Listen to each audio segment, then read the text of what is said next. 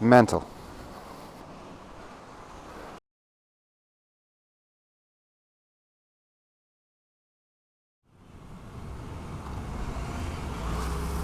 Okay, so we've been on the Nikon all of 10 minutes, and some initial thoughts. It's actually not that bad. I was expecting, and I'll be honest here, a shit show. And I don't know if it's because my expectations were on the floor, but this is actually well able to get around and in between stuff. So I'm going home, like it's rush hour commute home. And this is my biggest fear. Is like, Christ, if I get on this thing, I'm just going to be pinched. I may as well be in a car. To be honest, all I need is a slightly bigger gap than I'm used to. So that might mean picking a different way through traffic or whatever, or utilising the odd bike lane here or there where appropriate. But yeah, I mean, as regards agility, it's pretty good. It's not the behemoth I was expecting. It is completely manageable walking it around. Low speed stuff is absolutely fine. It does feel very motorbike-ish. Like, you'll definitely know something is different. There is that extra weight at the front. But so far, I mean, this little 3-pod engine it's fine. I was thinking maybe it might struggle to move the extra weight, but I don't know, between the gearing or whatever they've done, it's pretty good.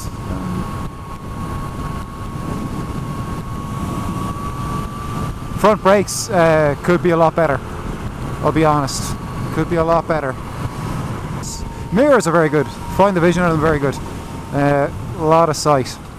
Wish I had a downshift assist. And that's not a slight against the bike. It's just I'm so goddamn spoiled with the machines I ride lately. Everything has downshift assist. So when you go for it, it's not there. You really notice it missing. And like, it has a quick shifter. So I don't know how much more it was to add, downshift assist to this bike, but yeah, I'm sure it can be done. This is not a bike to ride if you're in any way shy. The amount of looks I've gotten, like the amount of people who have just either stopped and stared, or it's turned their head as they walk past, and it's, people not even interested in bikes, they're just kind of like, ooh, that's different, what's that? I've literally just picked it up about 2 minutes ago. It is quite comfy. I'm in a really happy place here. Sitting nice and upright, seats just wide enough. It's not like a sofa or anything, it's not like sitting on an RT. But yeah, I could see you easily covering distance in this seat. Alright, here's the real test where we start. Filtering and slow moving traffic. In fairness, traffic's not that bad this evening. I say that as things come to a standstill. Really got to watch the mirrors here. I am going to take somebody's wing mirror off. That's actually not the worst idea. I should follow Mr. F800 ST in the bus lane. You may have the most boring motorcycle known to man, but you make a good point. I think there's a GT version of this with like a much bigger screen. I'd say that'll make a big difference. Although, in fairness, it's soaking up a lot of the wind blast. When I get up the road, I'm going to get onto a straight of about 5 kilometers, which is dead straight. And it's motorway speeds as well, so we'll see how she is at normal speed. So far though, the 3-pod is definitely lively enough. Ooh, Jag, nice.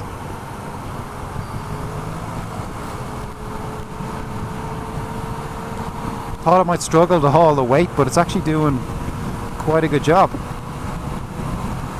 Doesn't seem overly stressed. Display's not bad. Gear indicator could be a little bit bigger, but so far it's yeah, everything's good. I have to have a read of the old instruction manuale. Play with all the buttons because I'm a child and I love pushing buttons. I tried resetting the thermometer there, I turned the traction control off, so definitely need to read the manual. Yeah, I am actually so comfortable right now. All the wind is pretty much on my chest actually. I'm not getting any head buffeting. So even without that GT screen, it's doing a pretty good job. One of the nice things is I don't have to move my elbows to see out the mirrors, which I kind of need to do on most bikes. Yeah, no, the vision out of them is excellent. Do do do do do do. Excuse me, coming through. Do do do do do do do. Move your out of the way. I am actually surprised at how easily I'm getting through stuff. I thought this would be a much bigger ordeal. She is a big bitch. There is no denying that. But I think I've had more trouble with bikes like the RT. Do do do do do do do do do do do do do. Just use the mirrors like whiskers. If they fit, you'll fit. Ooh, a little burble on the overrun. Nice. Hey, I figured out how to reset the thermometer. One cool thing I have noticed is when you're going up the center line, you're not getting vibrations from front and rear, only just from the rear. That's because your two wheels are either side of the center line, so they're either side of the cat's eyes. So only the rear wheel is making contact. Small thing, but definitely noticeable. Because when you're on a motorbike, just two wheels in line, you hit one cat's eye. If you're traveling straight, you're definitely going to hit with your rear wheel as well. So you're getting upset from two different places. The things you don't think about till you have two wheels in front of you. Leaning over feels weird. Like, I instantly have so much confidence that the front isn't going to wash out, because even if you lose traction on one wheel, you have a second wheel. And even if you do lose traction on both wheels, you're just going to slide sideways. There is no way this is fitting down my side gate.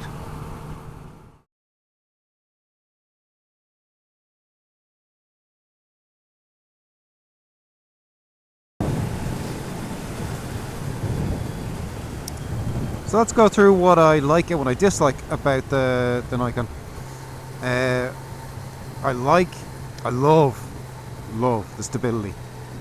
The vast majority of the riding I've done on this bike is in the absolute pissings of rain, and this is actually dangerous in that once you get used to the stability of this bike, you have to remember when you get back on two wheels, you don't have that same safety blanket. I really like the engine. It's it's an 847cc triple. Started off life in the MT-09, then onto the Tracer 900. So shares the exact same engine as that actually. Just some uprated internals that help address low down chugging and vibration issues that plague some of the early MT-09s and Tracer 900s. It has made a big difference. Engine is really smooth, pulls well. It is geared 2 teeth higher on the rear sprocket just to give it that bit more acceleration, because it is obviously not much heavier. It is a little bit heavier than the Tracer 900. But yeah, like, it hustles well, it picks up well from speed.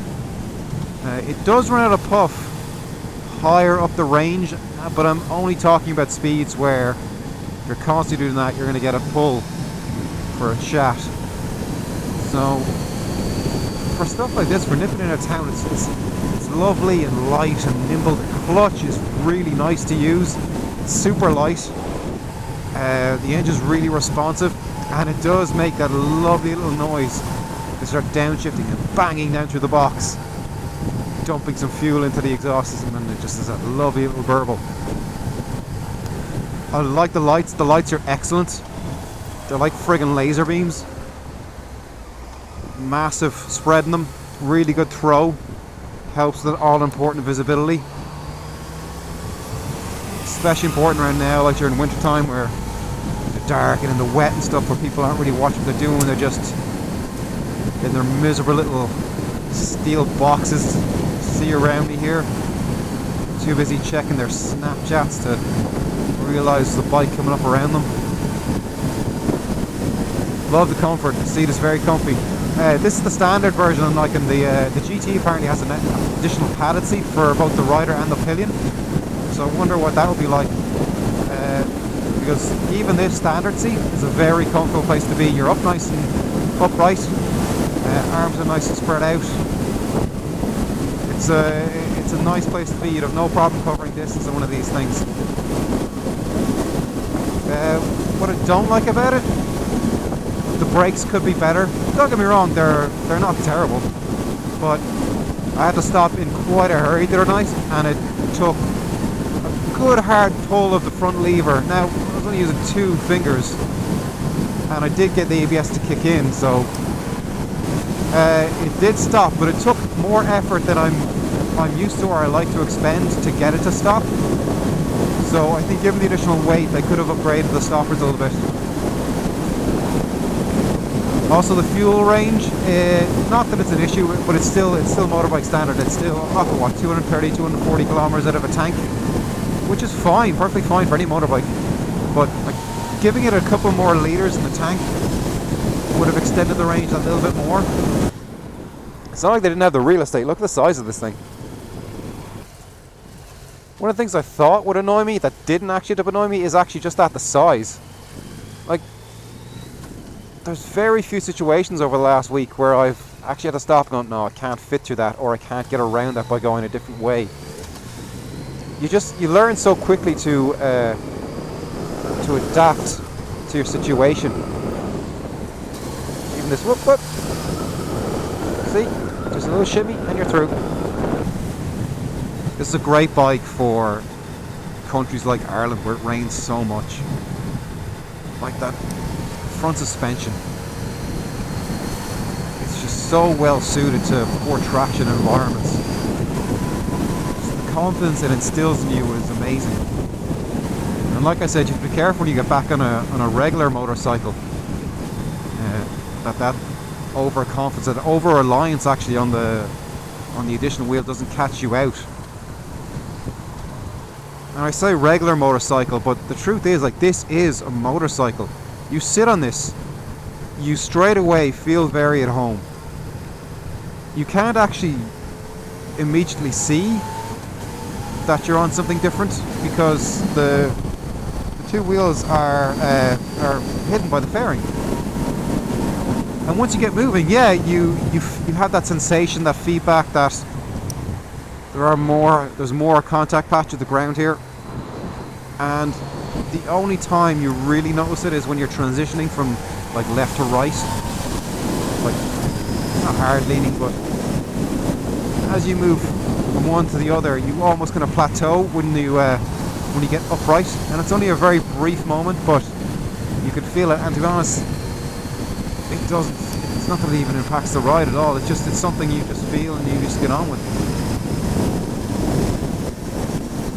For something this size, it changes direction very well. Like,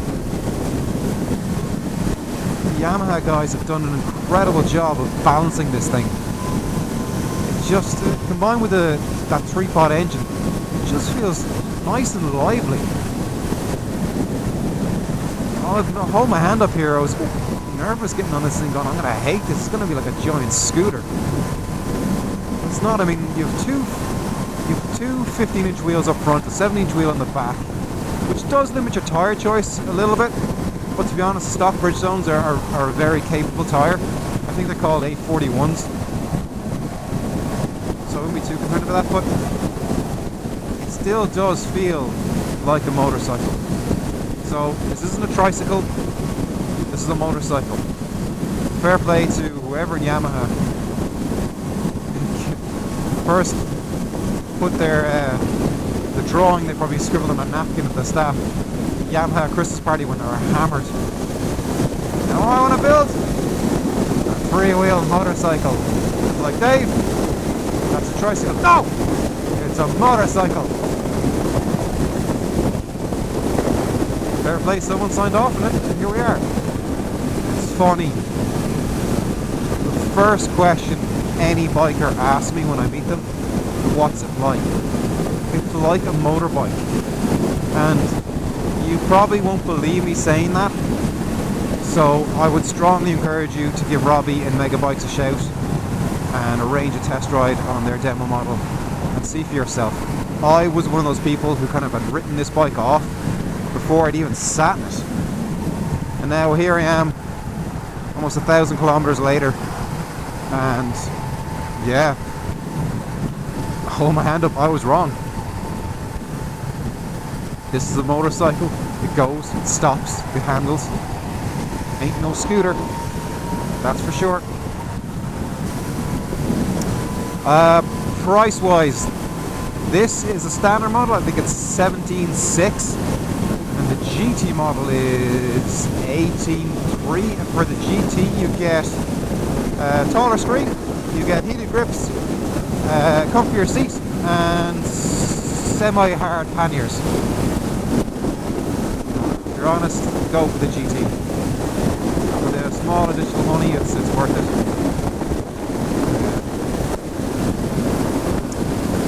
Why should you not buy one of these? Well, don't buy one if you're in any way shy. People will look at you. People will ask you questions. It is not for someone who doesn't like a bit of attention. People don't even know what motorcycles are about will stop and look at us because it's different. I was going to include the mirrors in the list of things I like, but at the moment they're actually doing too good a job. There's some douchebag behind me with super bright white lights and his front fog lamps on, and I can see the complete picture in both mirrors. It's like daytime following behind me. It's really annoying.